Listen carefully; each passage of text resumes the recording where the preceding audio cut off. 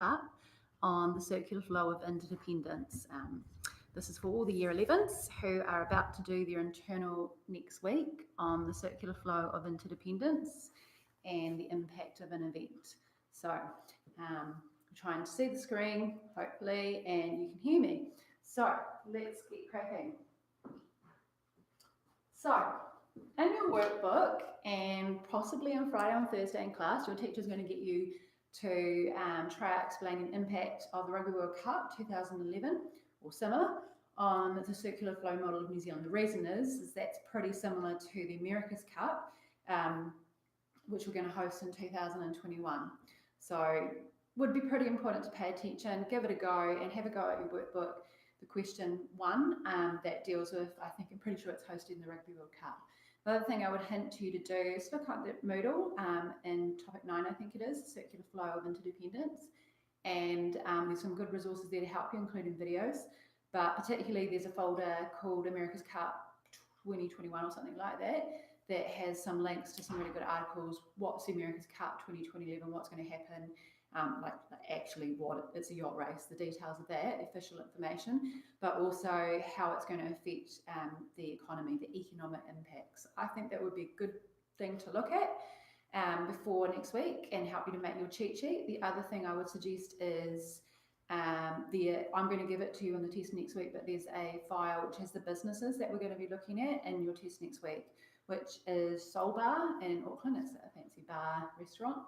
Had Casey McCreary Farm or something like that, which is a sheep farm in the Wairarapa, and also Silver Fern Farms. So kind of similar to probably what you've looked at already. So right now I'm going to look at the impact of the Rugby World Cup in New Zealand in 2011 Rugby World Cup RWC 2011. So what I'm wanting you to do at an achieve level in your internal next week is what is the impact, correct sector, correct flows, and then be able to tell me some possible flow-on effects to other sectors in the economy. So I'll just go through what an achieve sort of student, what we're looking at, the basic stuff we're looking for, and then I'll go over it and show you where you could pump it up for more detail if you're looking to get a merit or an excellence. So the first thing we'll be looking for is the impact, which is the immediate effect. So what happens immediately because we're hosting the Rugby World Cup. And I'm talking about when we actually host it. I'm not talking about us preparing for it, prior to the teams coming and stuff like that. So 2011, we hosted the Rugby World Cup. The sector that I would talk about being affected is really firms. You could talk about the overseas sector here, but I would be talking about firms. And let's think about it. Rugby World Cup, we might want to start with what's happening. Okay, so it's a rugby tournament. There'll be games played, all right, at various stadiums all around New Zealand. So it's a game. People want to go watch the game. It's a world tournament. So people from other countries will want to come and watch their team play. And those people don't live in New Zealand like normally. So they'll need somewhere to stay because they may not have relatives or friends that they can stay with, probably not for the most part. So we're going to have a sudden influx of what we call tourists coming to New Zealand. They're probably mostly rugby fans, you would think, but it's a long way to go, particularly if you're coming from Europe to New Zealand. So they probably want to stay here for a while and see the country as well. So we have a lot of tourists coming to New Zealand to watch their teams play in the Rugby World Cup, and then because it's so far away from most of these other countries, they're going to stay for a while and go see the rest of the New Zealand and see lots of sites, that kind of thing. So we need to talk about what's actually happening. Then how does that relate to firms? So, well, when these people come here, like I said, they need somewhere to stay. They're going to want to eat at some point, whether they go out for a fancy meal or just burger fuel, or if they go to the supermarket to get some food, that type of thing. They're going to need to eat. They're going to need to get from the airport to their hotel to the game, so they're going to need some transport. So, an achieve level student, we're a bit generous here, but we do want the idea of what's going to happen here. So I would say there'd be increased demand for goods and services generally, because there's more consumers in there from overseas. All right, equals more customers or consumers from overseas. All right, that's an important part. I'll get to that in a second. I could be specific, accommodation, what did I say? Eating, okay, and transport are some big ones.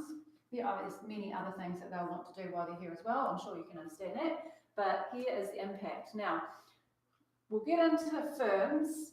So, we'll talk about what's going to happen here. But just let's point out here, this bit here, these customers up from overseas. These are foreigners. These are people who do not live in New Zealand. They're not from New Zealand. They're coming here to stay and watch the games. And they're foreign and they're buying our goods and services. These goods and services here are produced in New Zealand. So therefore, actually, this is going to mean an increase in export receipts. So it's an increase in exports, like actually the real flow. There'll be more exports, but there'll also be an increase in the money flow of export receipts because they have to pay for it. All right, so clear understanding, there's an increase in demand in goods and services, but because the majority of these visitors are going to be from overseas, then they're foreigners and they're buying goods and services made in New Zealand, that's going to mean an increase in export receipts. So that would be something really important to say if I was talking about the Rugby World Cup and how it affected the impact of it on the circular flow. So I would underline that because that's important. So if I relate it back to the firms now, I've got the information I need. There's more demand for goods and services. So what's going to happen next is they're going to need to increase production to meet that increased demand for goods and services. Kind of two things here, sort of like three, they're going to get increased revenue. You're going to sell more stuff. They're going to have more sales, they're going to have more customers to sell to. We'll talk about the next bit, resources in a minute. It's going to need them probably more money to pay for producing all this stuff, but I would say that their profits are going to increase as well. So good news for producers. And then you just can't make new hotels. You can't just, service someone's room and serve more people in a bar. You might need to get some more resources. Labour, like households need to send these people to be staff, bartenders, house cleaners, taxi drivers, that kind of thing, tourist operators. But also you might need more land to build a hotel. We might need some more capital, like some machines and stuff like that, tills, computers. So there's going to be an increased demand for resources. So this would be the impact on the firm sector, so the immediate impact of hosting the Rugby World Cup in 2011 and how it affects firms. And the key thing I want to point out is that we're going to get an increased flow of export receipts here and increased exports. It's really, you could say, increased demand for exports because there's more tourists wanting to buy our stuff in New Zealand. So that's pretty cool. Then we need to go into the flow-on and effects rather. So flow-on means what happens next. Because all the sectors are interdependent, all right, it sort of looks like something like this. Here's a little sector and here's another sector. They both rely on each other. If something happens to one, then it's going to impact on the other sectors as well. So we call that a flow-on. It's not immediate, but because this has happened, we can expect other effects on the other sectors. So at an achieved level, how about we start with households? So I'll put HH for households. And just like thinking through this, more production, more demand for resources. So I would say increased employment, increased incomes then, because if you're going to hire more people, there's going to be more income generated for that. Households don't give their labour and their other resources for free. And I would say increased spending, right? Consumer spending. And maybe they might save some of that money too that they're getting, some of that increased income. So we could say households, increased employment, increased incomes, increased spending on goods and services. I might put that there. And probably some more savings as well. Not all households, but you've met your basic wants and needs. You've got a bit of cash left over, might put it in the bank, save for a house. Then another sector that I could talk about, I'd go government. So let's think about the government here. You can do this in a different order, and we're going to give you the different sectors, and it's up to you to tell us. At achieve level response, they might get more tax revenue. All right, so tax revenue increased. That means that they might be able to increase their government spending on schools, particularly teachers who need a higher pay. That would be really nice.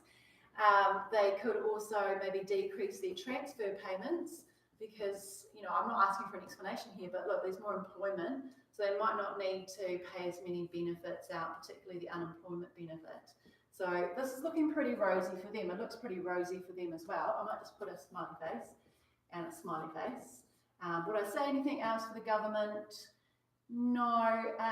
You know, if we were talking prior to the event, they might need to spend more money on infrastructure, improving roads, public transport links, to, you know, help get the tourists get from the game to the hotel, to the town, that type of thing. More people coming into the country.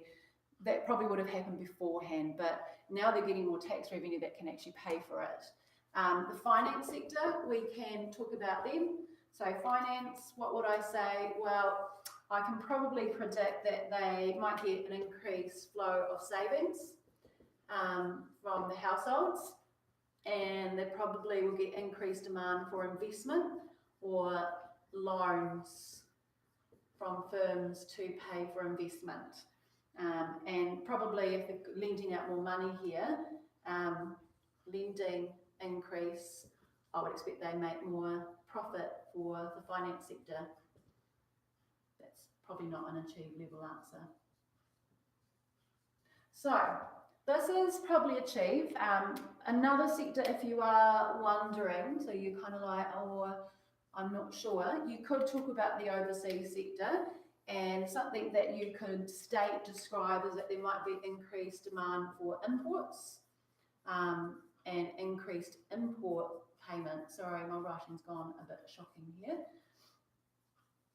Okay, so increased import payments, and I'm not asking you to explain in too much detail here because I'm only talking about an achieve level response, but if you're going to have more consumption spending from households, they're spending more goods and services, a lot of that could be on imports, like fancy new clothing and shoes for the kids. They're not made in New Zealand, they're probably made in Thailand or Vietnam or Malaysia probably, or it might be a fancy new phone or a car that's not made in New Zealand.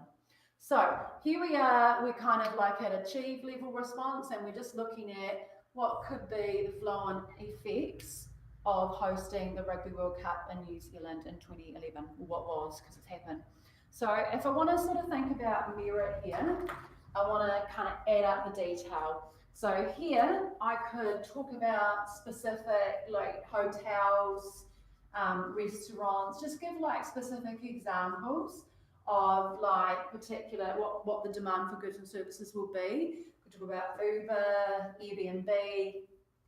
You can talk about the businesses that we've given you. So you can talk about Silver Fern Farms, you know, why not?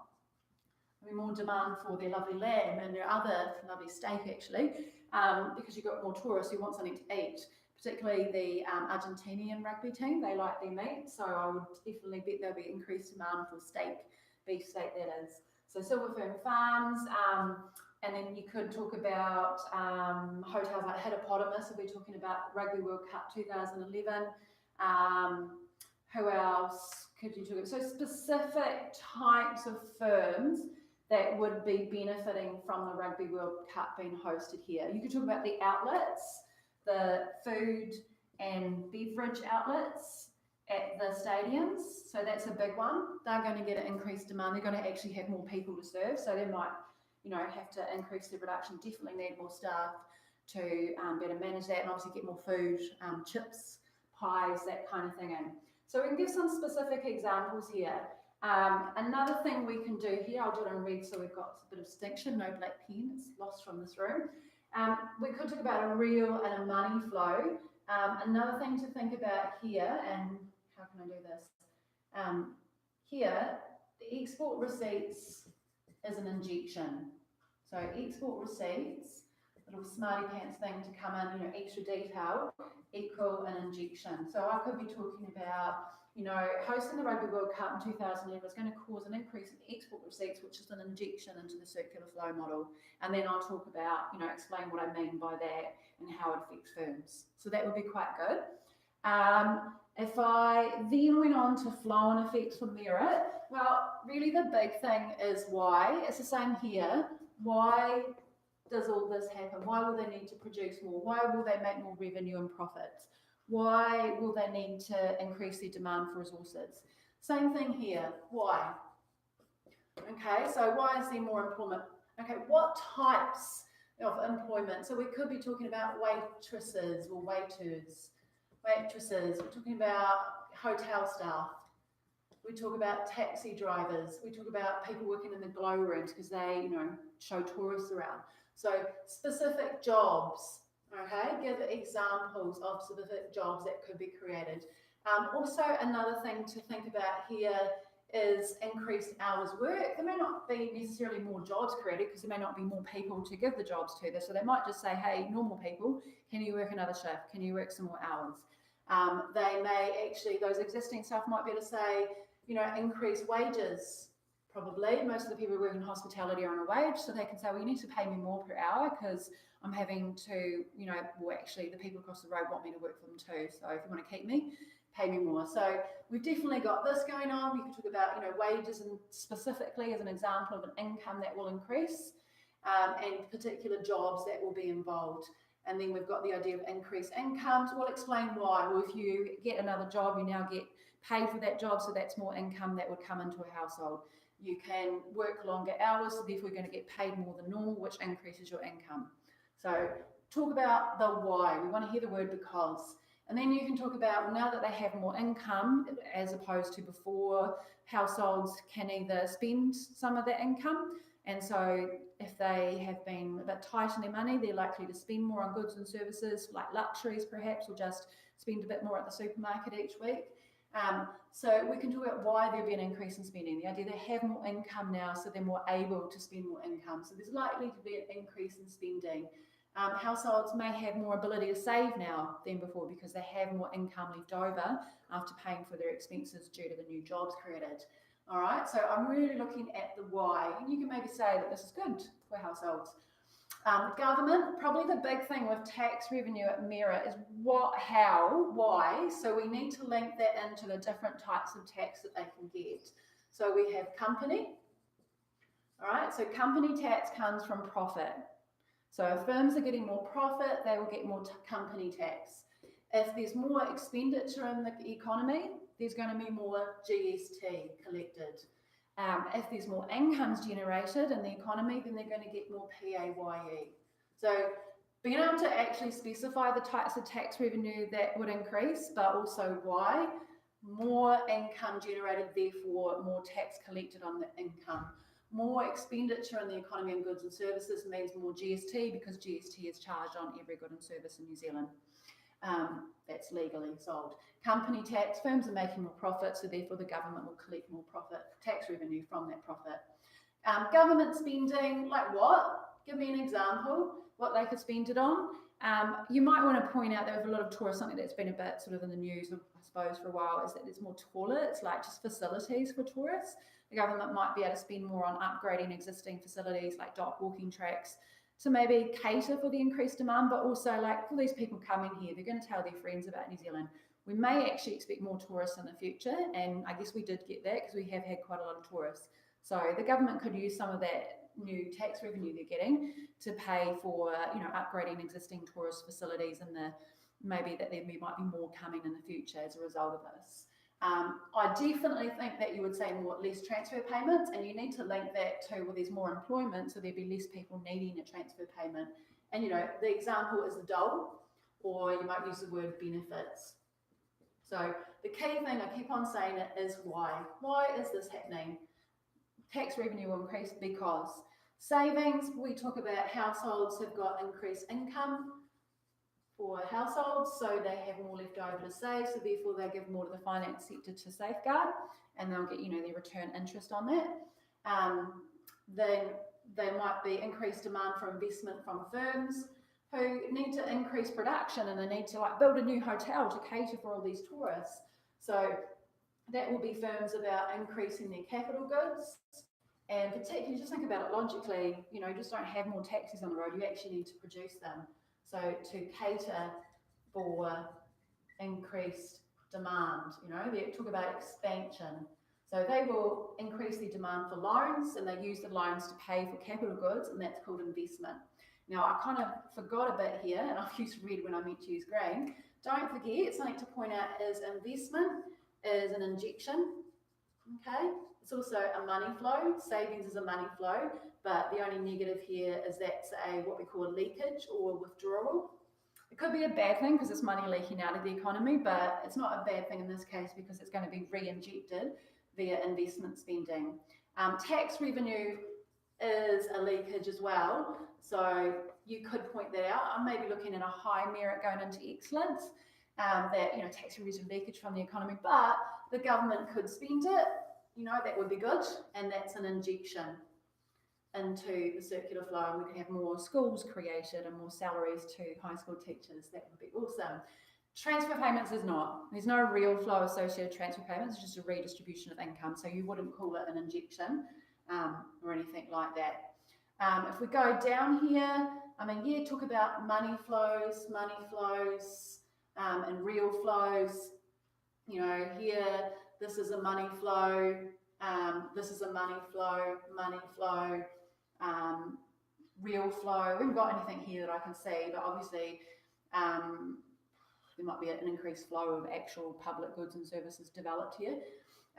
Leading, just a thing to, maybe a smarty pants thing to say, the finance sector makes its profit in the difference between the interest they charge on loans and the interest they pay out to households on their savings. So if they're lending out more, we can probably expect the profits of the finance sector will increase as well. The overseas sector, why is there increased demand for imports? Well, that's the idea that, as I explained, households are spending more on goods and services, and a high amount of them are likely to be produced overseas, the goods and services they buy. So therefore there'll be increased demand for imports, and then we have to pay for it. So we're going to see increased import payments. Now, you could point out, this is a real flow, whereas this is a money flow, and this is also a leakage. So this actually is not a good thing, because all these benefits we can see here, everyone's smiley face really, even the finance sector. Oh, where's my blue? The overseas sector, that's not really a smiley face, because that's money that's leaving the economy again, and all that extra income we've generated might just go overseas in the form of import payments. So, I haven't got a black pen, but if I was excellence, what would I be? Well, I'd have examples, like I said, specific businesses that would be affected. Examples of, and different types of incomes and jobs that might be created. The different types of tax revenue that could increase. And obviously explaining why, not just stating something, but saying why something has happened, what will it mean? For excellence, we also want you to link. The word is link, all right, the impact of the event to flow-on effects. So it shouldn't necessarily be a hard thing to do. It's just the idea that when you come to flow-on effects, you don't talk about this just separate to the event. You don't just say increased employment. Not just bullet point things here, increased employment spending. There should be a why. So households, as a result of firms needing more resources to meet the increased production they're going to need to do for the more tourists coming in, they're going to need to hire more employees, particularly from households who work in hospitality. So I'm saying that employment's increased, and why, and I'm linking it back to the event. So what I talk about here, that's because of this event being held. It's not like separate. When I talk about the government and I say that they've got increased tax revenue, I'm going to link it back to the event. So you could start with, as a result of New Zealand hosting the Rugby World Cup in 2011, or the government sector is also impacted by the Rugby World Cup being held in 2011, as they're now going to get increased tax revenue as a result of the increased demand for goods and services generated by tourists. In particular, they're going to get increased company tax from the profits of firms who are now earning more profit from meeting this demand for tourists. So every single one of these flow-on effects should link back to the event in itself. You're kind of tying it in would be another word. This is all happening because of this. And that's what we want to see. We want you to explain when you do flow-on effects. Link the two together. They are not separate. So I hope you found that helpful. Hopefully the sound is actually louder this time, and I'm going to post it for you to have a look at over the weekend to help you do your cheat sheet and hopefully do really well next week. So good luck.